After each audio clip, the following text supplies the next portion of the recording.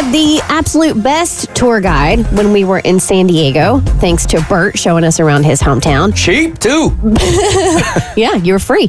And it got me wondering, what about some of the worst travel agents or worst tour bus incidences? And that's going to be the feature of this week's Dark Side. The worst part of this, too, also, as you probably tell these stories, is that, look, vacation days are like gold bars, man. In this country, especially, we only get 2 weeks of vacation in most cases also.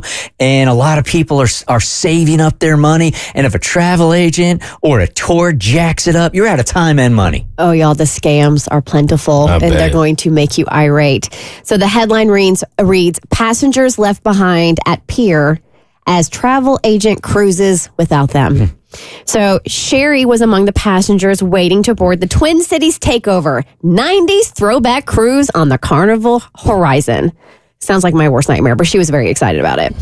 She goes, we got to the port and they can't find my name anywhere. I'm not tied to that room. Somebody else is in that room. And Carnival Cruise Lines explained it was a travel agent error. The travel agent responsible for the booking, Monica Faulkner, was also at the terminal and booked on the cruise. Sherry says Monica vowed to fix the issue, so the travel agent boarded the ship and never returned, leaving around 50 passengers stranded on the pier. Wow. No. Sherry says she was out of pocket $2,800.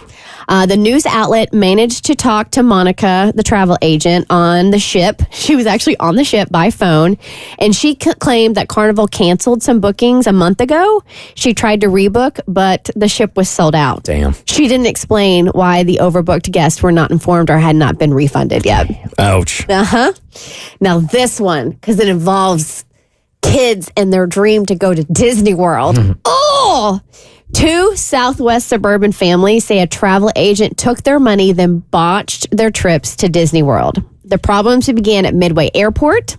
The Tuminello family had a very stressful check-in that they blamed squarely on the travel agent. She said, we started putting in the confirmation numbers into the kiosk, and it kept coming up, not valid. We tried again, not valid. So imagine her panic at the Southwest help desk, and they were like, you have no plane tickets.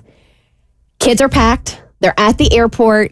Kids are excited to go to Disney World. And the travel agent had booked no flights. So, and she had given this woman money for the trip months ago. She said months ahead of their scheduled takeoff, the Tuminello family sent all the payments to Nasser and her company.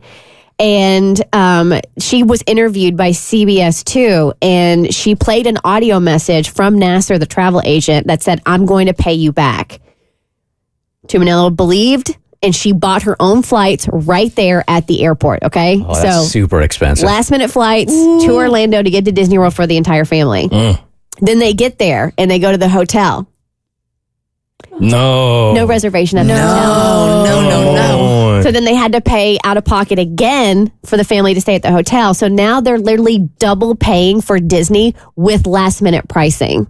So they had already paid for the trip, and now they're paying for last-minute flights. Damn. Now they're paying for last-minute hotel reservations. And the mom said, I was just not living in the moment. I remember texting her like, this is BS. What did you put me through? What is going on? And Nasser kept leaving voice messages saying, please know this will never happen again. And they hadn't got their money back. Miserable, Crazy. man. That's the worst. Crazy. All right, so this one, as I was searching stories, just happened this morning. Like the story was just posted this morning. And the headline reads, no games, no flights, George Mason athletes stranded in a travel scandal. So the men's basketball team had a trip to the Bahamas planned for some exhibition games and some fun on the beach. And it hasn't gone as expected. So these foreign tours are popular among college programs during the summer as a way for teams to bond, to get some playing time in against new opponents before the start of the college basketball season. So some George Mason University student athletes were at the airport when they discovered nothing had been booked. No flights, no hotels, no games. What? The company made the whole thing up. No way. So no refunds have been issued. No word yet from the company about a refund. So George Mason University has fallen victim to sudden cancellation of months of coordination by student athletes, coaches, families, boosters, and donors. Oh, that's heartbreaking, man. That school is like a slight rival to where I went to college, so I don't feel that bad.